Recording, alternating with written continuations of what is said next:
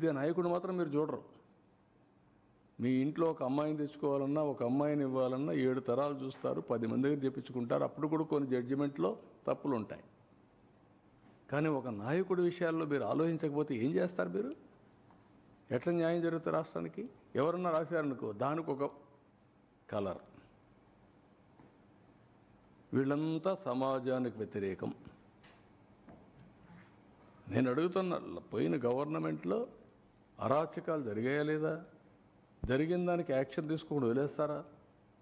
అంటే నేను రాజకీయాల్లో ఉన్నాను కాబట్టి నా ఇష్ట ప్రకారం శాసిస్తాను, నేను చెప్పింది మీరు నమ్మాలంటే, నేను ఏం చేసినా అదే చట్టం అంటే హౌ ఇట్ ఈస్ పాసిబుల్? తప్పు అంటున్నాను. అది మీరన్నా మారాలి, లేకపోతే మీరు మార్చాలి రాష్ట్రానికి. లేకుంటే రక్షణ ఏముందండి ఈ స్టేట్కి? ఏ స్టేట్లోనే ఇలాంటివి ఉన్నాయా? ఉండవు. వితండ బాధలు వద్దు, మీరు మారండి. మారితే సమాజం మిమ్మల్ని యాక్సెప్ట్ చేస్తే అప్పుడు చూద్దాం. కానీ మీరు అలాంటి తప్పుడు పనులు చేసి నేను సమాజాన్ని అతలాకుతలం చేస్తాను ఇష్ట ప్రకారం మాట్లాడతా అంటే కరెక్ట్ కాదు.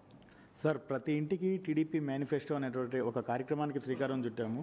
టీడీపీ గ్రామ నాయకులందరికీ కూడా ఎక్కడికక్కడ నిలదీయండి. మీ అందరికీ కూడా వైసీపీ అండదండలు అందిస్తుంది. నేను ఏమంటానంటే, నిలదీస్తే ఎవరు నిలదీయాలి? ప్రజలు అడిగితే సమాధానం చెప్పడం సిద్ధంగా ఉన్నాం. వైఎస్ఆర్ కాంగ్రెస్ అడిగితే మనం తాట తీస్తా. Be clear, no question. నీకేం సంబంధం ఇక్కడ? రాజకీయం చేస్తే వదిలిపెట్టను. అదే ప్రజలు అడిగితే నేను సమాధానం చెప్తా, కన్విన్స్ చేస్తా, అన్యాయం జరిగితే కరెక్ట్ చేస్తా. అది ప్రజలకు, వీళ్ళకి కాదు. సరే, ఈ రౌడీ బ్యాచ్లు, గంజాయి బ్యాచ్లకి, బెట్టింగ్ బ్యాచ్లకి పరామర్శలు చేస్తూ లా అండ్ ఆర్డర్ వైలేషన్ అవుతుంది సార్. పూర్తిగా ప్రాణాలు పోతున్న పరిస్థితి ఉంది. ప్రాణాలు పోవడమే కాదు, ఇంకా భయంకరమైన పరిస్థితులు వస్తాయి. ఇలాంటి వాళ్ళు కానీ రోడ్డు మీదకి వస్తే ఇంకా భయంకరమైన పరిస్థితులు, ప్రమాదకరమైన పరిస్థితులు వస్తాయి. ప్రజలందరూ ఆలోచించుకోవాలి. నిన్న ఏంటండి, నిన్న 1 year ముందు చనిపోయాడు.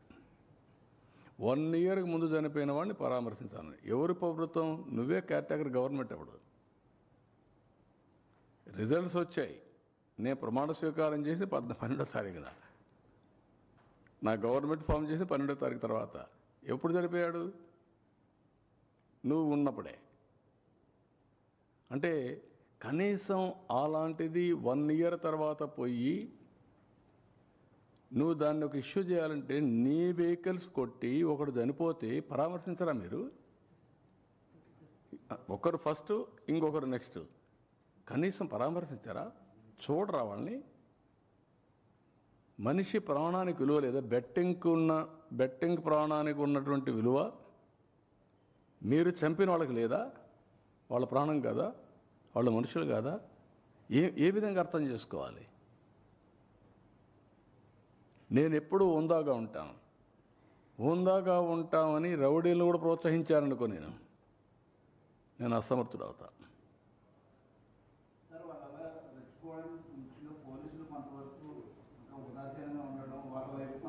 కాదమ్మా, ఇప్పుడు ఏమీ చేయకముందు ఏం చేస్తున్నారు? I'm asking. ఏమీ చేయకపోయినా నువ్వు దబాయిస్తున్నావు. ఒక రాజకీయ నాయకుడు నువ్వే లాగేసి నువ్వే పోతూ, నీకు పర్మిషన్ లేదు, నువ్వు ఇవ్వలేదు. ఇవ్వకపోతే మార్గం ఏంటి? నీకు ఇచ్చింది 10 vehicles ఎన్ని ఇచ్చారు? 4, 5 ఇచ్చారు కాన్వాయ్. 3 vehicles 100 మంది వరకు మీరు అడిగి పోవచ్చు అన్నారు. వెళ్ళొచ్చు కదా? అంత మునిపే కొన్ని సంఘటనలు జరిగాయి కదా. కాబట్టి ఇది నేనేమంటానంటే, ఒక పద్ధతి లేకుండా చట్టాన్ని ఉల్లంఘించే వాళ్ళని ఏమనాలి? ఇప్పుడు నేను పోయినప్పుడు విశాఖపట్నం నిలిపేశారు. నేను నిలిచాను. నేను పోలేదే, నేను దౌర్జన్యం చేయలేదే. తిరుపతిలో నిలిపేశారు ఎయిర్పోర్ట్లో, నేను పోలేదే. తిరుపతి దేనికి పోతా అన్నాను? చిత్తూరులో నామినేషన్ వేయడానికి మీరు అబ్జెక్ట్ చేస్తే నేను పోతానంటే పోనలేదు. నిన్ను ఎక్కడ ఆపేవా? సంవత్సరం నుంచి ఆపలా కదా. కానీ నువ్వు ఎక్కడ పోతే అక్కడ గొడవ చేస్తే ఎట్లా? అంటే నువ్వు గొడవ చేసి ఈ ప్రభుత్వం పనికిరాని ప్రభుత్వాన్ని ఎస్టాబ్లిష్ చేస్తావా? అంటే నువ్వు ఒక మార్గాన్ని చూపిస్తున్నావు అందరికి రౌడీజం చేయమని. మళ్ళా మాట్లాడితే పాలిటిక్స్. అంటే 40,000 మంది ర్యాలీతో ఉన్నప్పుడు 40 మంది వచ్చి అటు కావాలని అడ్డుకునే ప్రయత్నం చేస్తే ఆ 40,000 మంది రియాక్ట్ అయితే 40 మంది మీద ఏం జరగబోతుంది, ఎందుకు ఇటువంటి కుయుక్తులు చేస్తున్నారు అనేది జగన్ మాట్లాడుతారు. పొదిలి సంఘటన. నేను అడుగుతున్నా, 40,000 మందిని మార్కెట్ యార్డ్కి తీసుకుపోతావు? ఎందుకు నువ్వు మొబిలైజ్ చేసావని అడుగుతాను. 40,000 మందిని నువ్వే చెప్తున్నావు నేను 40,000 మంది వచ్చారని. ఎందుకు 40,000 మందిని మొబిలైజ్ చేసావు? ఫస్ట్ ఆన్సర్ దానికి చెప్పు. లా అండ్ ఆర్డర్ క్రియేట్ చేయాలనే కదా. మార్కెట్ యార్డ్లో పొగాకు కొనుగోలు చేసేది ఇక్కడికి 40,000 మందిని పంపిస్తే ఆ పొగాకు ఏమవుతుందండి? రైతు ఏమవుతాడండి? అంటే నువ్వేం చేసినా జరిగిపోవాలన్నా? ఆర్గ్యుమెంట్కి కూడా జస్టిఫికేషన్ ఉండాలా, కనీసం ఇంగిత జ్ఞానం ఉండాలి. నేను ఎప్పుడూ మహాడకూడదు అనుకుని, ఇప్పుడు నేను మహాడకపోతే ఏమవుతుందంటే ప్రజలకు కూడా అర్థం కాదు ఇవన్నీ. I have to educate them. Educate చేయకపోతే ఇవన్నీ కూడా బుల్డోజ్ చేయాలనో, బెదిరించాలనో, బ్లాక్మెయిల్ చేయాలని చేస్తే మాత్రం కరెక్ట్ కాదు ఎవరైనా సరే. Law and order is the top priority for any government, and also law and order is the priority of a civilized society. Civilized సొసైటీలో లా అండ్ ఆర్డర్ కానీ లేకుండా ఏ అమ్మాయినంటే అమ్మాయిని వీళ్ళ ఇష్ట ప్రకారం మొలాస్ట్ చేసి మాట్లాడితే మీకు మొన్న చూశారు నా కాన్స్టిట్యున్సీ. సిగ్గుపడుతున్నా. ఏం చేయాలి ఆ కుటుంబాన్ని? ఎట్లా ట్రీట్ చేయాలి చెప్పండి? డబ్బులు ఇవ్వలేదు. డబ్బులు ఇవ్వకపోతే చెట్టుగా వేసి కట్టేసి కొడతారండి మీరు? ఇలాంటి వాళ్ళు చూసి వాళ్ళు స్పిరిట్ తీసుకున్నారు, స్ఫూర్తి. Kuppam constituency never there was a problem. నిన్న మళ్ళా ఇంకొక కేసు, ఒక ముస్లిం ఇద్దరు కొట్టుకున్నారు, ఇద్దరు YSR Congress. They are becoming a పెద్ద సమస్య అవుతున్నారు సొసైటీకి. రాజకీయ సమస్య, సొసైటీకి ఒక సమస్య. వాళ్ళకేంటి హిస్టరీగా తయారైపోయారు. ఏం చేసినా జరిగిపోతున్న పరిస్థితికి వచ్చారు. ఈ మధ్యకాలంలో అమ్మాయిలపైన దాడులు చేయడం అన్నింటిలో వీళ్ళు ఉన్నారు. ఏమనాలి వెళ్ళి మాట్లాడితే రాజకీయం. సార్, నిన్న పరామర్శకి వెళ్తే ఇద్దరు చనిపోయారు. మళ్ళా పరామర్శ అంటూ లేదా మీటింగ్ అంటూ మళ్ళా పర్మిషన్ అడిగితే ఏం చేస్తారు సార్? మీరు రెండున్నాయి. Government is very clear, we want to regulate. ప్రజా చైతన్యం తప్ప వేరే మార్గం లేదు. ప్రజలు ఇలాంటి వాళ్ళ పట్ల అప్రమత్తంగా ఉండకపోతే నష్టం సమాజానికి. ఎవరికి రక్షణ ఉండదు, ఎవరికి లాభం ఉండదు.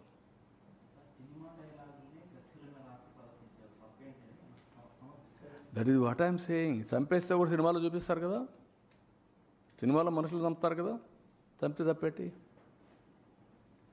మీరు చెప్పండి నాకు, నేను అడిగా క్వశ్చన్. అంటే ఇంక ఏంటి, నేను రేపు చేసినా చంపలేదు, తప్పలేదు, మా బాబాయిని లేపేసినా తప్పులేదు, నువ్వు అడగడానికి అంటే ఎక్కడికి పోతున్నాం మనం? నేను ఏమైనా చేస్తా, మీరు ఎవరు అడగకూడదంటే దాన్ని ఏమనాలండి? అలాంటి మానసిక స్థితి నుంచి రాష్ట్రాన్ని కాపాడుకోవాల్సిన బాధ్యత మనకు లేదా? దట్ ఈస్ వేర్ రాష్ట్ర ప్రజానికం ఆలోచించుకోవాలి. నేను ఎక్కువ చెప్పాను అనుకో, మీకు ఓట్లు వేసాం కదా, మీ పని మీరు చేయండి అంటున్నారు. నాకు ఓట్లు వేశారు, నా పని నేను చేస్తున్నా, బట్ చేయనిస్తే కదా ఇవన్నీ. 24 గంటలు ఇదే పని అయితే ఎట్లా అవుతాయి? ఇప్పుడు ఒక గర్వంగా చెప్పుకుంటున్నా, 1 ఇయర్లో 25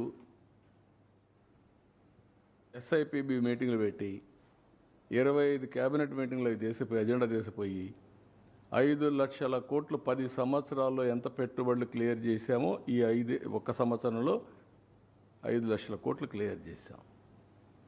రావడానికి ప్రజలు సిద్ధంగా ఉన్నారు. మీరు రాణిస్తారా అంటున్నా? ఇలాంటి జరుగుతూ ఉంటాయి. కానీ ఇంకా ఎందుకు పాత భయాన్ని ప్రతిసారి అదే ఎందుకు ఎస్టాబ్లిష్ అవుతుంది? ఎవరు వచ్చేవాళ్ళు కూడా నెక్స్ట్ 5 సంవత్సరాల తర్వాత మీ ఊర్లో నేను అడుగుతున్నా, ఒక ఊరు ఉంటుంది, దొంగలు ఉంటారు, ఎక్కడెక్కడో దొంగతనం చేసి వస్తారు. ఆ ఊరు అన్ని ఊర్లో మాట్లాడుకుంటారు. ఆ ఊర్లో అమ్మాయిలు ఇస్తారా?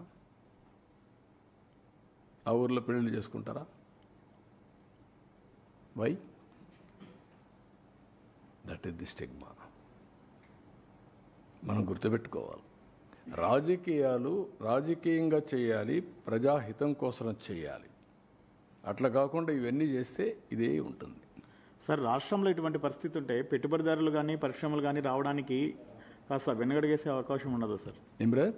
రాష్ట్రంలో ఇటువంటి పరిస్థితులు ఉంటే నిత్యం అంటే వారానికి ఒకసారి 10 రోజులకు ఒకసారి ఇటువంటి సిచ్యువేషన్స్ అనేవి ఉన్నాయి. సో ఈ టైంలో పెట్టుబడిదారులు కానీ పరిశ్రమ ఇండస్ట్రీస్ కానీ రావాలి